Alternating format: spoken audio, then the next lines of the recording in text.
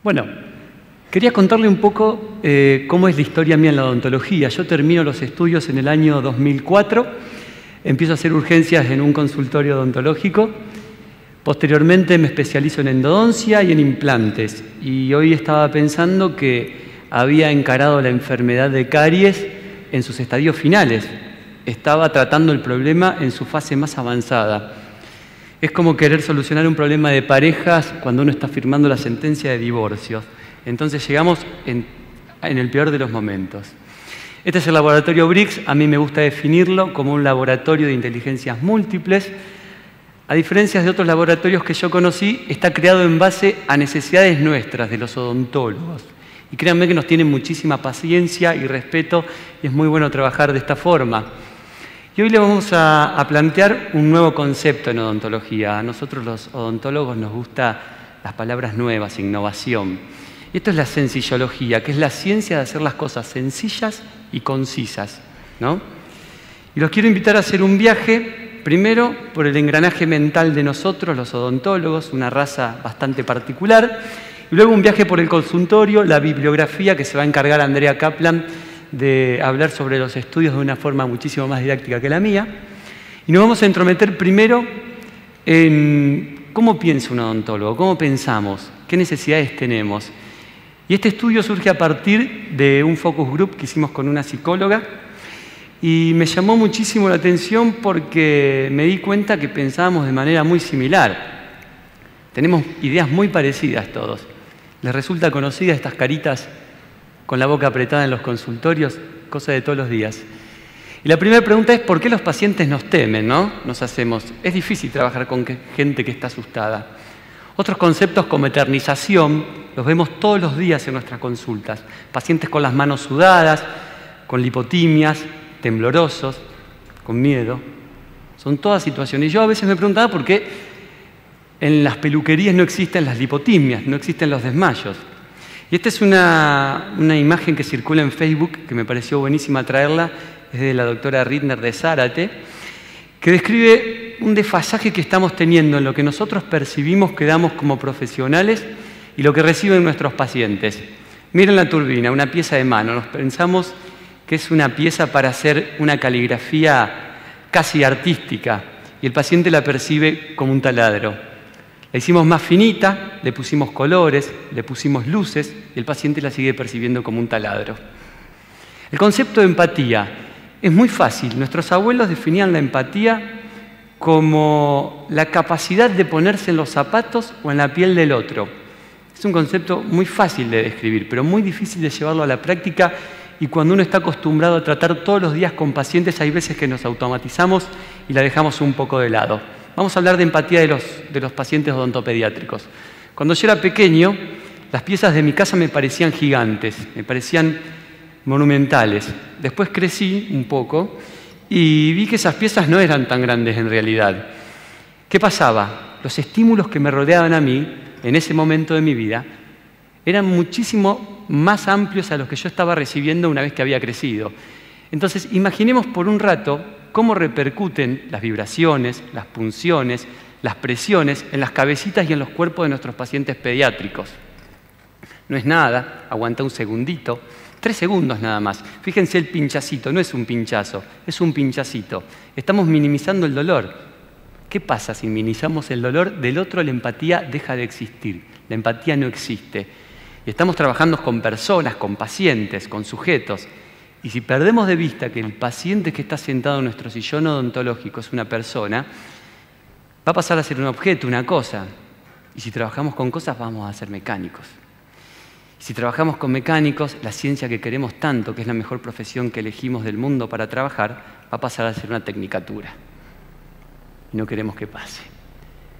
Otro de los resultados en el focus group era que habíamos elegido la profesión con el objetivo de encontrar placer en aliviar el dolor del otro. Fíjense qué notable, qué humanístico.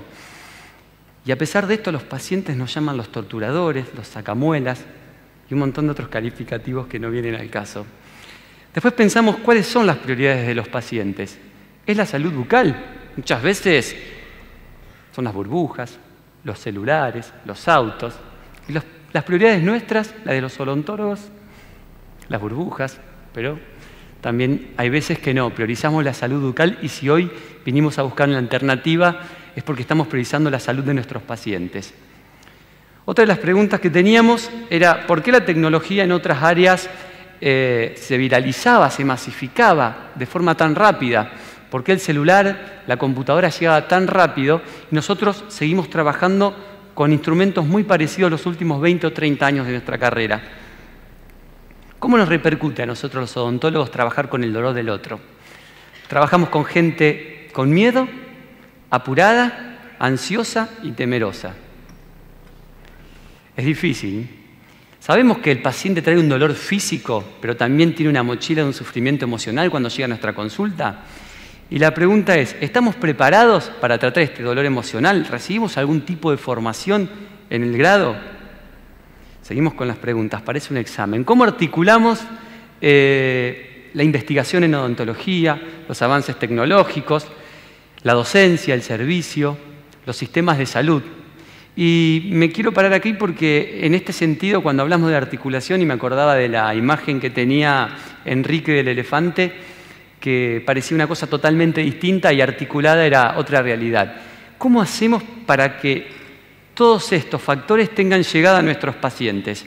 ¿Qué impacto social? ¿Cómo logramos impacto social? ¿Cómo articulamos todos estos elementos? Y una profesora, Noemí Bordoni, hace un tiempo me dio un ejemplo espectacular de impacto social que lo quiero traer aquí, que ella me decía que podés tener las intenciones de construir las mejores zapatillas, podés tener los mejores investigadores que la realicen, el mejor zapatero, y si vos no articulás, esa zapatilla queda en una vidriera y nadie la puede comprar. Y el problema no va a ser que no hay articulación, va a haber un problema más grave, que va a haber chicos descalzos. Esta es una frase de impacto social de Noemí que me pareció genial traerla. Y ahora vamos a volver un poco a nuestros consultorios, una imagen más familiar de todos, y nos encontramos con esta problemática. Tenemos un 80% de la población mundial que tiene problemas de salud bucal. De ese 80%, el 78% nos tiene miedo, nos teme. Y acá, Houston, tenemos un problema. No nos cierran las cuentas.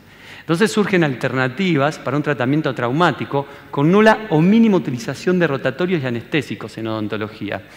No va a desaparecer la turbina, pero vamos a tratar de que cada vez la usemos un poco menos porque son una de las causas que nuestros pacientes temen.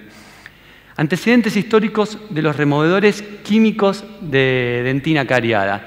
Vamos a recomendar aquí un estudio de la Universidad Nacional de La Plata, que es odontología todoterreno. Van a estar todos los estudios que hoy vamos a citar un poco apurados por la falta de tiempo, pero los vamos a colgar en la página web para la gente que le interesa, para que le puedan sacar provecho con más tiempo. En el año 70 empezamos a trabajar con hipoclorito de sodio, todos sabemos que es tóxico e irritante. Después le agregamos otros compuestos como el ácido aminobutírico, la glicerina, el cloruro de sodio, el hidróxido de sodio, y lo conocimos con el nombre de Caridex. A pesar de todo esto, no tuvo un auge entre los profesionales y tuvimos que seguir agregándoles compuestos, el ácido glutámico, la leucina, la lisina, y la conocimos con el nombre de Carisol, que está actualmente en el mercado como un producto para remover químico-mecánicamente la caries. ¿Qué pasa con esta tecnología que se viralizó y masificó poco? Miren todos los instrumentales que necesitamos para hacer una remoción con este producto. Y al principio de la charla hablamos de sencillología, con instrumentos que tenemos todos los días en nuestra práctica. Y cómo hacía llegar ya a ustedes esta sencillez que es el método Briggs. Y lo pensaba de esta manera. Tenemos los conocimientos, muchos más que yo. Tenemos las prácticas porque llevan años trabajando en boca de sus pacientes. Y hoy vamos a aprender la técnica que es muy sencilla y a partir de estos días ustedes van a empezar a realizar una remoción de dentina. Estaba hablando de Carisol, estos son los instrumentos y tenía desventajas. Era de alto costo, por eso nos implementó aquí. 30 minutos después de producida la mezcla de los componentes se inactivaba, se debía descartar. El instrumental que debíamos usar era específico, como vimos ese listado gigante. Necesitaba refrigeración, que en odontología comunitaria, donde esta norma, es bastante difícil de lograr. Entonces surge una idea, a partir del año 98 se empiezan a experimentar enzimas, esta es una imagen de la Universidad de Salamanca, para la remoción de caries. Y hoy vamos a hablar una en particular, que es la que tiene el método Brix, y es la papaína. Esta es de Salamanca. Bueno, un concepto donde se encuentra es una endoproteína semejante a la pepsina humana, la cual posee actividad bactericida, bacteriostática, antiinflamatoria. Se extrae de la carica papaya, de la cáscara de papaya verde madura o el mamón. Vamos a resumir un poco para no pisar a mis compañeros que van a seguir exponiendo.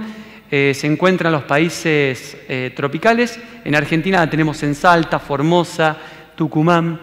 Y hoy quiero mostrarles qué pasa, porque otra de las vedettes principales en este producto es la dentina y la fibra colágeno que está desnaturalizada. Me pareció una imagen y quiero que la recuerden esta soga, porque vamos a hablar y vamos a hacer un pequeño repasito que ya estuvimos viendo con el doctor Galo y los demás colegas. Ya en el año 75 había estudios que describían dos tipos de dentina, una infectada y otra afectada. Recordemos que la dentina infectada no tiene capacidad de regenerarse porque debemos eliminarla. El tema de colorantes, si se tiñe o no, Andrea va a especificar un poco más en la charla. Y acá tenemos a las dos principales capas de dentina. La dentina afectada está en rojo. No hay que avanzar sobre ella como el semáforo. La dentina infectada podemos removerla en su totalidad porque no tiene la capacidad de regenerarse como les contaba antes. Todo muy lindo. Cuando yo era estudiante me acordaba los conceptos de memoria y los repetía como un loro, pero cuando salía al campo de batalla y a la consulta no sabía cómo las veíamos clínicamente. Y la doctora Karina Podestá la define como que tiene una textura de cornflakes, este cereal que vemos todos los días en los desayunos. Esto es para los estudiantes del último año, que la van a poder identificar de esa manera. Creo que es bastante didáctico y por eso me gustó traerla al slice. Y la dentina afectada, que debemos frenar ante ella, se ve de una consistencia como el cuero y cuando la raspamos es parecida al queso de rallar. Me pareció brillante, espero que les sirva. Barrancos Muni ya habla de distintas subestructuras, estoy con poco tiempo, así que vamos a ir adelantando porque el doctor Galo y Enrique se explayaron espectacularmente sobre esto. La pregunta es, ¿tiene una barrera este método Brix para que no siga actuando sobre los tejidos que nosotros necesitamos preservar? Sí, dos tipos de barrera. Una química, que es la alfa-1 antitripsina, que es una antiproteasa que va a frenar la acción enzimática, ¿sí? En los tejidos que consideramos normales, que están vivos, la enzima no puede trabajar, se frena. Y tenemos otra acción, que es una acción microfísica, me gusta llamarla a mí. Recuerden la imagen de la soga, estaba tan densamente, cuando la dentina está sana, la soga está tan densamente formada que las enzimas no pueden penetrar para producir la lisis proteica. Me voy a apurar un poco porque sigo corto de tiempo. Vamos a hablar de las ventajas y las desventajas. Yo creo que una de las principales ventajas, y lo van a experimentar cuando empiecen a aplicarlo, es evitar las punciones de anestésicos locales. Es aplicable en todas las edades, disminuye el uso de anestésico como hablamos. Y acá me quiero frenar un segundo y quiero contarles que si bien está asociado la remoción manual de dentina con la odontopediatría, hay estudios que hablan de la eficacia de estas técnicas en adultos mayores y creo que tenemos que darle la posibilidad al adulto de empezar a experimentar estos métodos atraumáticos, porque si a veces no se quejan es por vergüenza y no porque le falten motivos. Es ideal para pacientes fóbicos y para pacientes con capacidades diferentes. Acá me quiero frenar un segundito. Hay trabajos realizados por una doctora que es extranjera de la República de Corrientes, que es Norma Picasso, que hizo estudios sobre estos tipos de pacientes con unos resultados extraordinarios. Norma tiene un don para trabajar con ellos. Estudios de la Asociación Dental Mexicana, que también lo subimos a la página web, que nos dice que el 89% de los pacientes no experimentaron dolor, medidos por escala de Chips que los odontopediatras manejan con muchísima facilidad. Creo que el 89% de los pacientes es muchísimo en una consulta, en el día a día del consultorio. No sacrifica tejido sano, acuérdense de la alfa-1 antitripsina, que es la encargada de frenar la acción enzimática. Por eso la industria de la carne, la papaína la usan para ablandar carne dura, porque estamos hablando de tejido muerto. Hablamos de lo mismo, de tejido necrótico. Si hay un tejido vivo, la enzima no va a trabajar. Casos extremos, Emiliano es psicólogo, estuvo derivado 3 veces a endodoncia y Emiliano es especialista en fobias, pero le tiene fobia al odontólogo. Miren la translucidez de la cámara pulpar. E intentamos y 7 meses después los signos prepulpíticos no aparecieron y estamos en control. Creo que la acción antiinflamatoria tiene un poder bastante protagonista en este caso en particular de Emiliano. Más ventajas de la técnica. Dijimos que no necesitaba refrigeración para odontología comunitaria, es económico, puede usarse, como vamos a ver en el siguiente caso. Este es una slice de la Facultad de La Plata, es en Las Lomitas, Formosa. Y miren con qué poco material pueden atender con éxito y con eficacia, y comprendiendo un par de aspectos más allá de los inherentes a la lesión, la problemática de caries. No produce aerosoles contaminantes ni ruidos. Esta es mi sobrina, cada vez que entra al consultorio se tapa los oídos por el ruido de la turbina que la deja sorda. Deja cavidades retentivas y rugosas. Sergio se va a explayar en cuanto a adhesión, es un medio diagnóstico también. Esto es una turbina sin refrigeración. Miren lo que hacemos en el esmalte de nuestro diente querido. Daño de calor, micro y macrofracturas. Son autopistas de entradas directas de las bacterias a los tejidos más profundos del diente. Más estudios, Andrea se va a explayar en cuanto a tiempo, en cuanto a costos y en cuanto a dolor. Creo que lo vas a desarrollar mejor y va a estar en nuestra página web. ¿Qué pasa con irritabilidad dérmica, mucosa y toxicidad? ¿El paciente lo puede tragar? Si cae en el ojo, ¿ocurre algo? Irritabilidad dérmica, Enríquez nos mostró las pruebas con protocolos ISO, dan todas absolutamente cero. Irritabilidad mucosa, de la misma manera. No me quiero detener. 7 días de control, como nos explicó Enrique. Acá tenemos un estudio que hicimos con la doctora Sereni. A los estudios que había actualmente sobre geles enzimáticos, quisimos demostrar que había material volátil en las restauraciones con el método tradicional, y a Laura se le ocurrió medir el foco del operador y limpiar las gafas cada 10 casos, y nos dimos cuenta que era impresionante el material volátil que se recolectaba. Escalas de chips para los odontopediatras, planillas clínicas manuales sobre 200 casos, un estudio que estamos publicando. Desventajas, es fundamental el diagnóstico. Unifiquemos un poco conceptos. Si hacemos un buen diagnóstico, no va a haber tejido muerto y la pulpa se va a poder defender. Entonces a nadie se le ocurriría hacer una operatoria dental convencional en un diente con fístulas y con dolor espontáneo.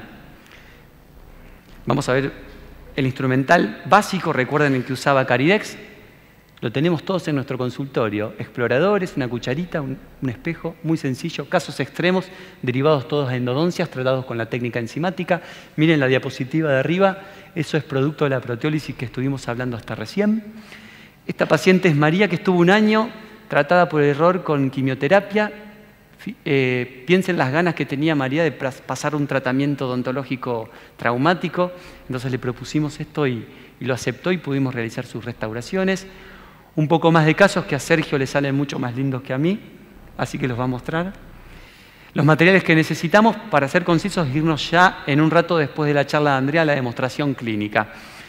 La presentación de la jeringa es de 1 mililitro, no tiene punta por un concepto traumático, porque los pacientes no saben si lo vamos a aplicar en nuestra mano o se lo vamos a inyectar.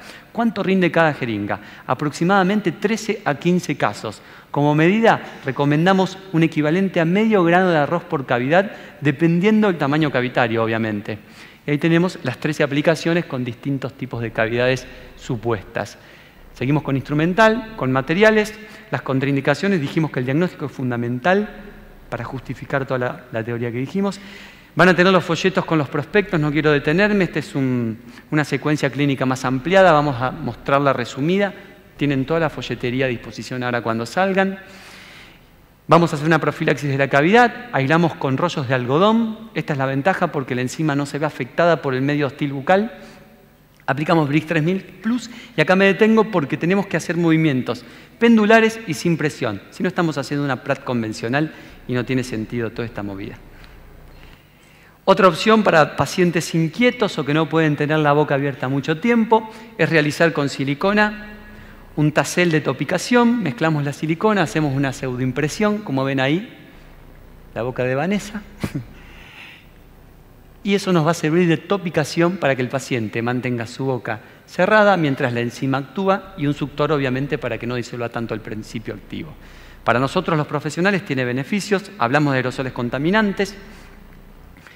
Las restauraciones van a ser más previsibles porque es un método menos invasivo, entonces la cámara pulpar se va a mantener a una distancia salva. Vamos a tener menos estrés profesional porque la madre no va a estar angustiada, el chico no va a estar angustiada, el paciente no va a tener lipotimias. Los pacientes van a empezar a hablar de que hay odontólogos que minimizan el uso de la turbina, nos van a traer flujo de nuevos pacientes, vamos a optimizar los tiempos operatorios, como toda maniobra lleva su tiempo de acostumbramiento, pero en pocos días la van a poder hacer. Si la hacemos nosotros, la van a hacer ustedes igual o mejor. Y para el paciente trae beneficios. Creo que es el mejor no presentará rechazos a futuros tratamientos. De nada sirve hacer una operatoria dental excelente si el paciente al otro día no quiere volver al turno. Ganancia biológica, para el paciente va a ser un beneficio económico porque no va a tener que someterse a tratamientos más complejos como la prótesis fija, los pernos, las coronas. Va a estar feliz, que ahorra plata. Contempla aspectos psicofísicos y el paciente se da cuenta que es un método integral. Es una opción de tratamiento amigable. Y acá me voy a la bibliografía que Andrea se va a encargar. Tenemos estudios en cuanto a microbiología, en cuanto a eficacia, en cuanto a tiempos operatorios, costos. Hay un montón de estudios que van a estar en nuestra página web. No quiero detenerme porque creo que se me han ido los tiempos. Andrea tiene... Sí, quiero mostrarles que no hay citotoxicidad en estos tipos de estudios. Hay más estudios de cariología, que es una lástima no poder mostrárselo. Y este es el caso que vieron en video de Carolina, que 10 años después de ser paciente mía en odontopediatría, cae con esa cavidad, que ya lo vieron en el video, y pudimos salvarla de una endodoncia y un tratamiento muchísimo más complejo. Una reflexión, y me voy porque me van a echar. A pesar de la amplia evidencia, los odontólogos seguimos realizando procedimientos con poco rigor científico, ¿no? Un cambio de actitud frente a esto conlleva una odontología integradora siempre bien recibida por nuestros pacientes. La mente es como un paracaídas, no funciona si no se abre. Entonces, creo que no está mal empezar a involucrarnos emocionalmente con nuestros pacientes. Estamos hablando de una odontología empática que el paciente la va a recibir agradecidos y nosotros, como una consecuencia de esto, vamos a tener una mejor odontología en nuestros consultorios. Me despido porque me echan. Muchas gracias. Muchas gracias.